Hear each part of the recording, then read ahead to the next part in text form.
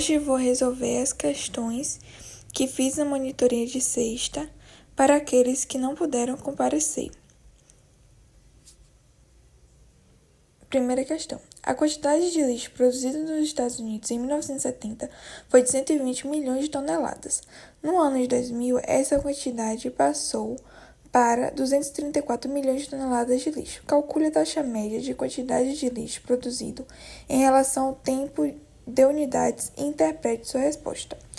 Mas antes de resolvermos a questão, vamos entender o que é a taxa média. A taxa de variação ou taxa média mede o quanto a quantidade de determinada coisa muda em um intervalo de tempo. Analisa se está crescendo ou diminuindo. A fórmula é y2 menos y1 dividido por x2 menos x1, ou seja, vai pegar o final do intervalo e subtrair pelo início do intervalo. E isso serve para sabermos se nesse intervalo de tempo a cada ano está crescendo e o quanto cresce ou decrescendo e o quanto diminui. Agora que entendemos mais ou menos o que é a taxa de variação, a sua fórmula e para que serve, vamos resolver a questão. Vamos pegar os intervalos de tempo e os valores correspondentes. Em 1970, foi 120 milhões de toneladas. Botei o 120 apenas. E em 2000, foi 234 milhões de toneladas. Botei só o 232 e 34 que digo. Vou pegar e resolver a taxa média em relação ao tempo.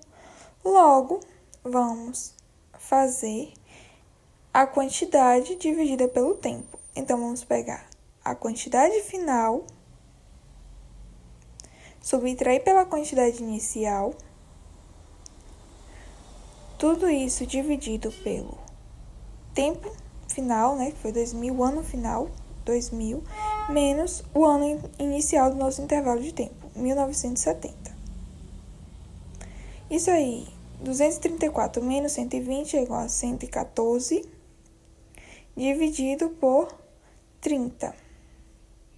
Isso aí é igual a 3,8 toneladas, milhões de toneladas.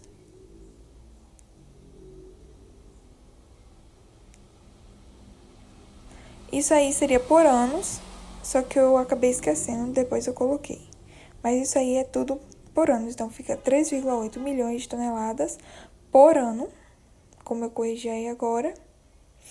E a justificativa seria: isso significa que a quantidade de lixo produzido pelos Estados Unidos teve aumento de 3,8 milhões de toneladas por ano.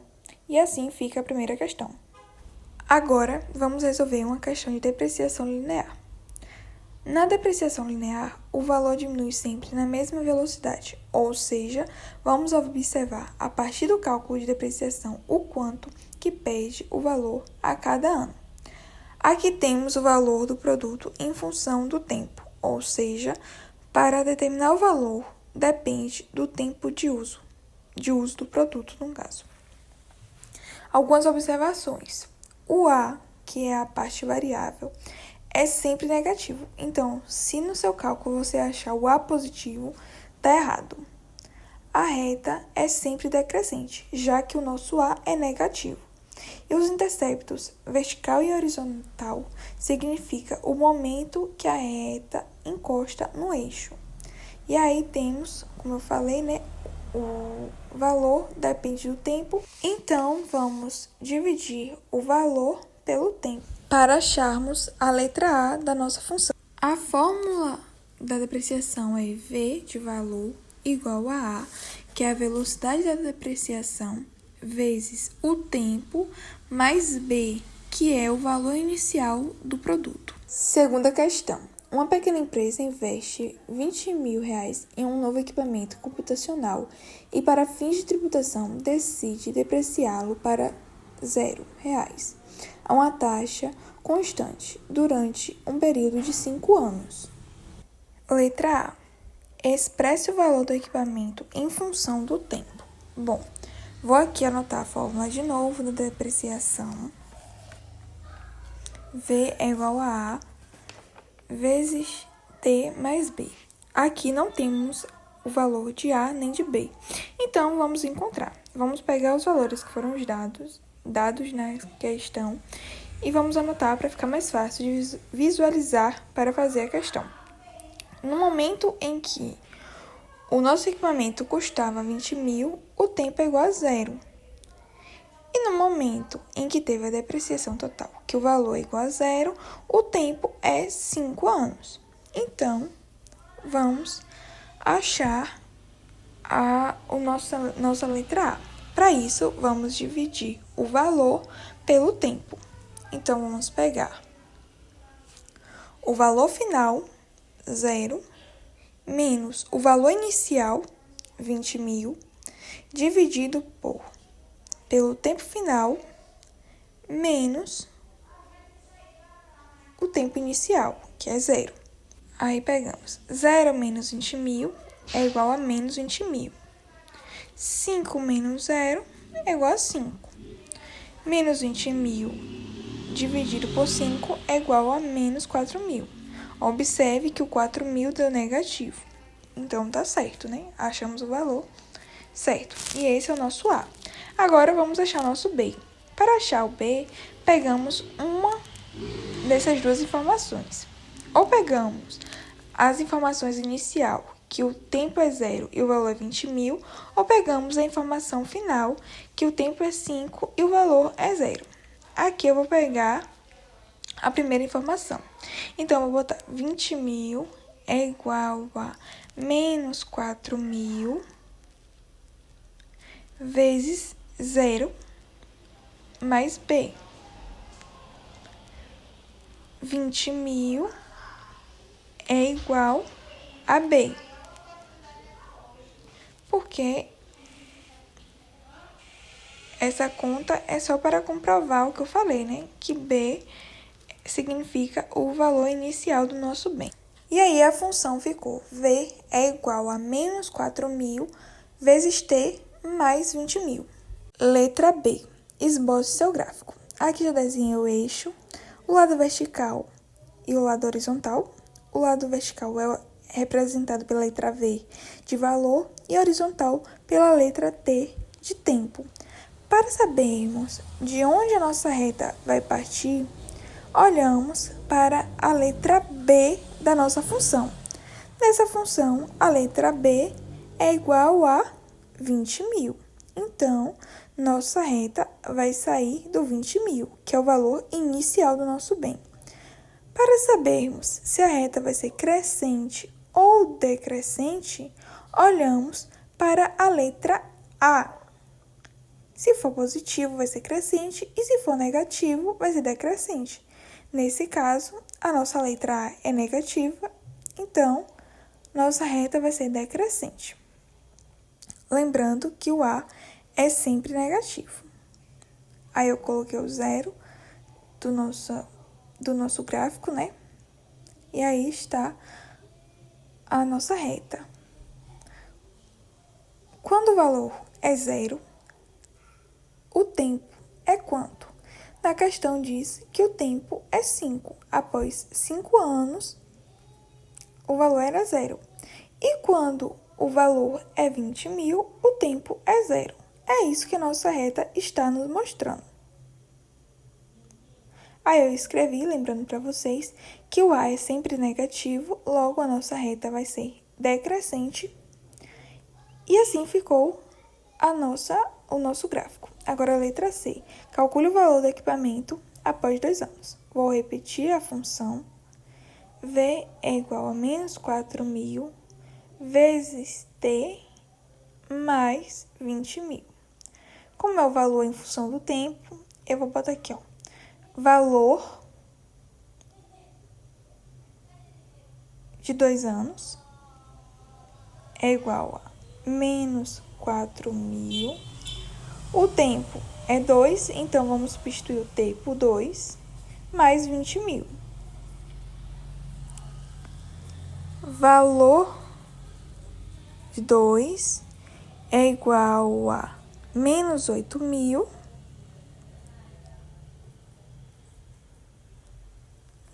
mais 20.000. Valor de 2 anos é igual a 12.000. Então, o valor do equipamento após 2 anos é 12.000. E assim ficou nossa questão B e C. Letra D. Determine os interceptos vertical e horizontal e explique o que eles significam. Já desenho o eixo. E o intercepto é o momento que a reta encosta no lado horizontal e vertical do nosso eixo. Então, vamos observar primeiro o lado vertical e explicar o que ele significa.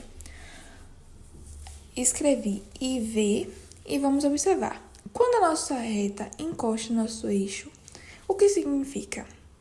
O valor é 20.000, né? Então, vamos escrever isso. O valor é 20.000.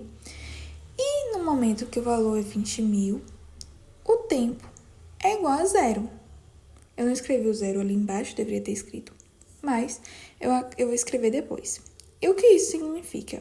Significa o momento que o nosso equipamento foi comprado.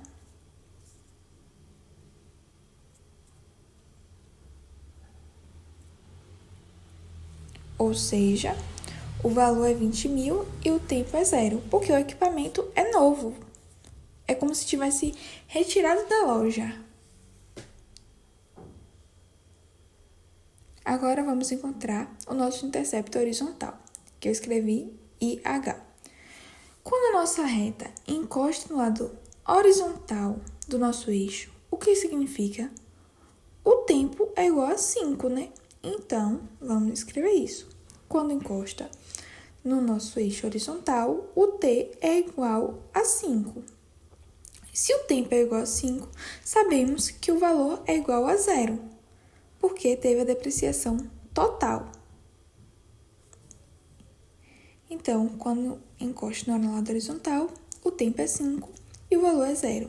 Isso significa quando o equipamento sofre a depreciação total.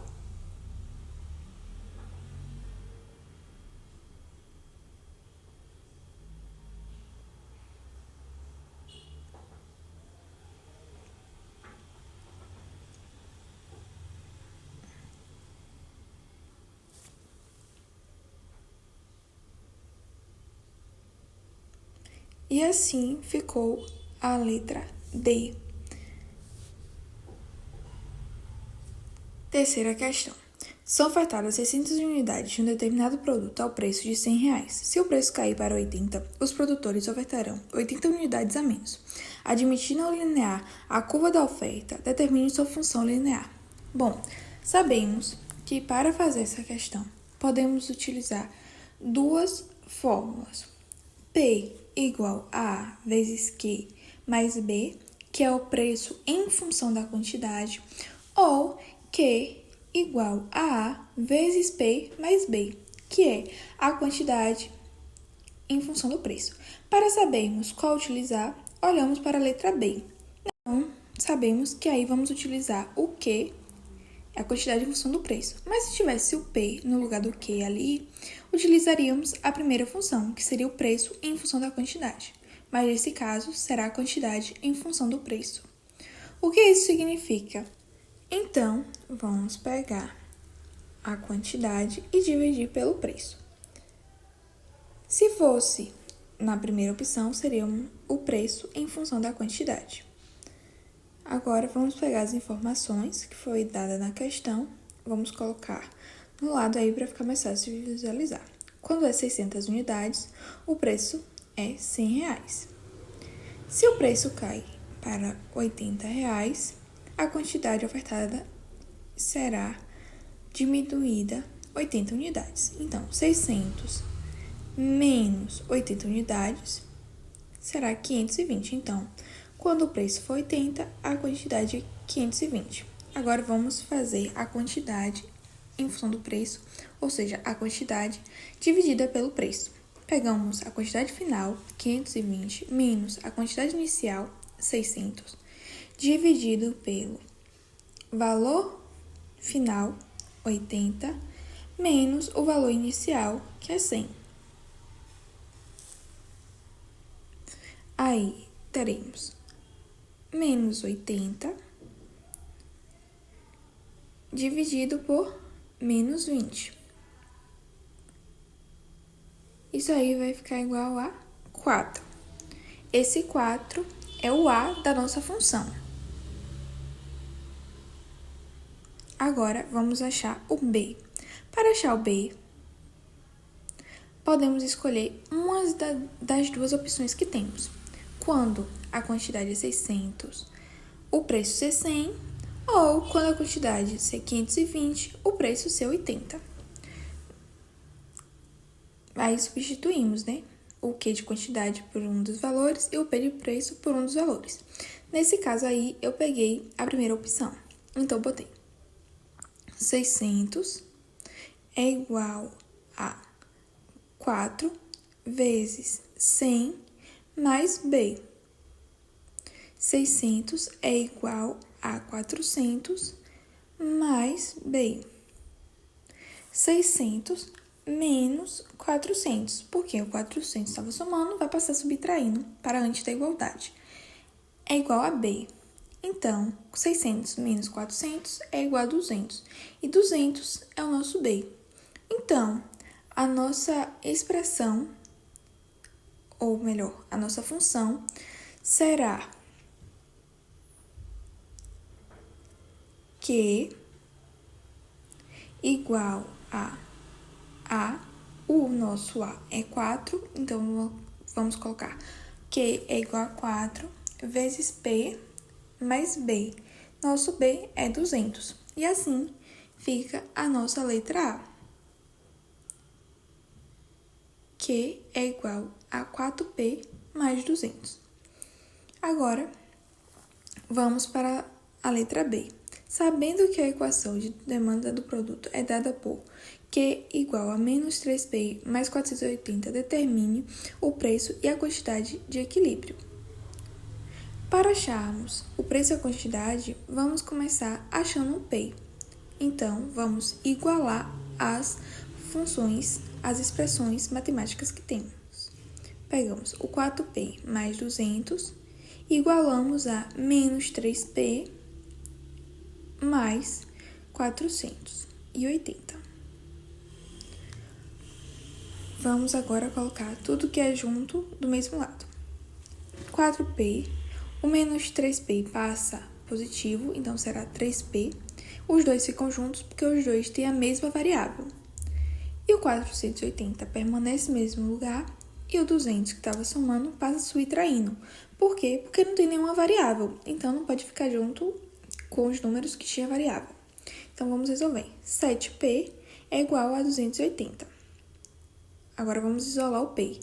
P é igual a 280 dividindo por 7. Por quê? O 7 estava multiplicando pelo P. Então, vai passar subtraindo, que é a sua operação inversa. Então, o P é igual a 40. Achamos o preço do equilíbrio. Agora, vamos achar a quantidade. Para achar a quantidade, escolhemos uma das duas funções, ou menos 3P mais 480 ou 4P mais 200. Nesse caso, eu escolhi o 4P mais 200, mas se escolhesse a outra, daria o mesmo resultado. 4P. Quem é P? P é igual a 40 mais 200. Então, Q é igual a 160 mais 200. Então, o nosso Q é igual a 360. Essa é a nossa quantidade de equilíbrio e o 40 é o nosso preço de equilíbrio. E agora, justificando o que eu escrevi, o que eu calculei, né? Para que todos os produtos sejam demandados, tem que vender 360 unidades, que é a nossa quantidade de equilíbrio, por R$40 cada, que é o nosso preço de equilíbrio. Assim, terá equilíbrio de mercado, ou seja, oferta igual a demanda. Quarta questão. O custo total de fabricação de um objeto de decoração é composto por um custo fixo de R$5.000 e um custo variável de R$60 por unidade. Seu preço de venda é R$100. Letra A. Expresse as funções receita e lucro como função da quantidade do produto. Vamos fazer a nossa função receita. Receita de Q é igual a, que é o preço unitário, vezes Q, que é a quantidade. O nosso L de Q é igual à receita de Q, que é a nossa receita, menos o C de Q, que é o nosso custo. Então, é receita menos o custo. Nessa questão, não pede o custo, mas para acharmos o lucro, precisa do custo. Então, vamos calcular o custo, receita e lucro. C de Q é igual a o nosso custo variável vezes a quantidade mais o custo fixo, porque sabemos que a função do custo é C de Q igual a A vezes Q mais B. Receita de custo, R de Q é igual a o preço unitário de venda, nesse caso é 100, vezes a quantidade. Agora vamos fazer o nosso L de Q, que é receita menos o custo. L de Q é igual a 100Q, que é o valor da nossa receita, menos, aí colocamos entre parênteses a outra função, 60Q mais 5.000.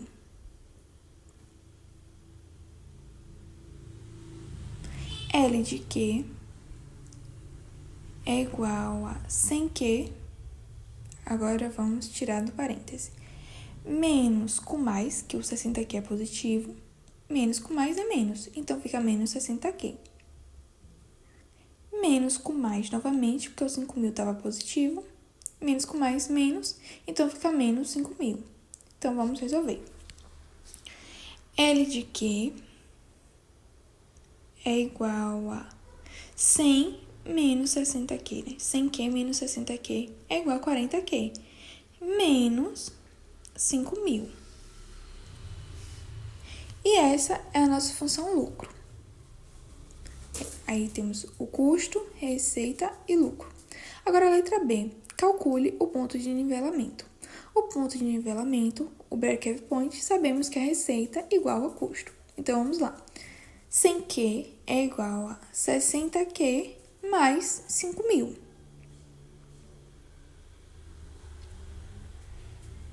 Agora, vamos resolver. 100Q. O 60 também tem o Q como variável. Então, passamos o 60 negativo.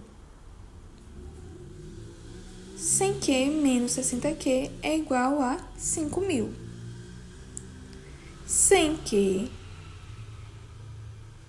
menos 60Q é igual a 40Q. Isso tudo é igual a 5.000.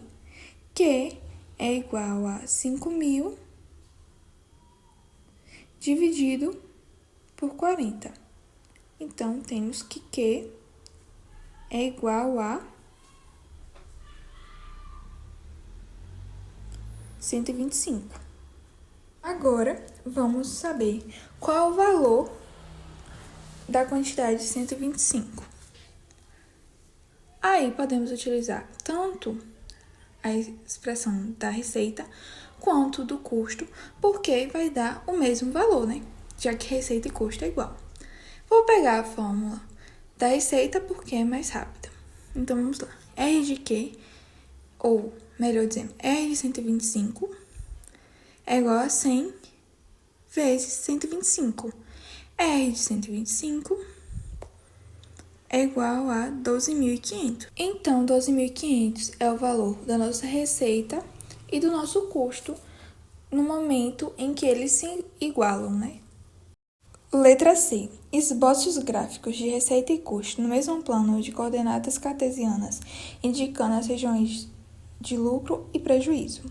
Bom, aqui já tem o nosso eixo desenhado. E aí, vamos observar o grau de inclinação das nossas retas. O grau de inclinação da reta da receita é 100 e do custo é 60, que são as partes que variam das nossas funções, né? A receita, vamos começar pela receita. Começa do zero, porque não tem nenhum custo fixo, e o grau de inclinação dela é 100, então tá bem inclinada para cima, né?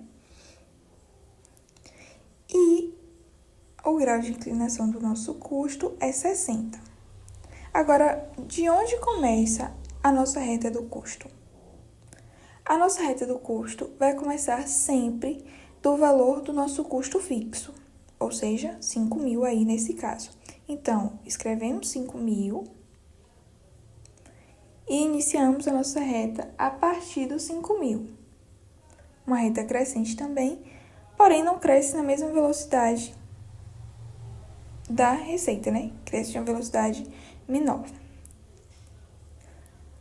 Aí, observe que eu já estou sinalizando no local de prejuízo, que é antes do nosso break-even point, onde as retas se encontram, né? Então, antes das retas se encontrarem, estamos tendo prejuízo, tanto que a reta do custo está acima da reta da receita. Após o break-even point, estamos tendo lucro porque a reta da receita está acima da reta do custo. Agora vamos marcar o valor do nosso break-even point, né? O nosso break-even point, a quantidade é 125, né? Que achamos aí na questão B, na questão anterior. E quando a quantidade é 125, qual é o valor? 12.500. Aí, desenhamos o nosso gráfico de receita e custo, sinalizando os locais de prejuízo e lucro. Lembrando que a reta do custo começa sempre de onde? Do custo fixo e da receita sempre do zero. Agora vamos para a letra D, que está pedindo para esboçar o gráfico do lucro.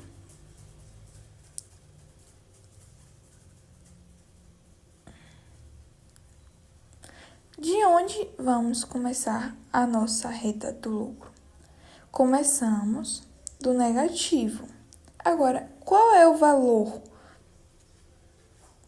O valor é o valor do nosso custo fixo, só que negativo.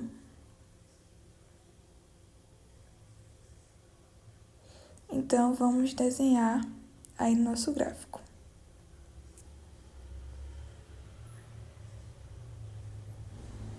Tá vendo aí? Menos 5.000, que é o custo fixo negativo. Nossa reta crescente.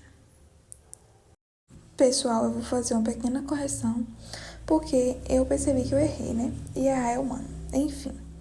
Aí, onde eu coloquei 125, era para eu ter colocado 12.500, que é o valor quando se produz 125, né? E onde eu coloquei a setinha, a bolinha e botei o break-even point, era para eu ter colocado igual a 125. Depois, no final, eu vou colocar a imagem do gráfico corretamente. Então, aqui, corrigido. Quando o valor é 2.500, o break-even point, né, é 125, né? Esse ponto aí. E aí, acima, produzindo mais do que 125, né? Vendendo, no caso, mais que 125, tem lucros. E vendendo menos que 125, tem prejuízo.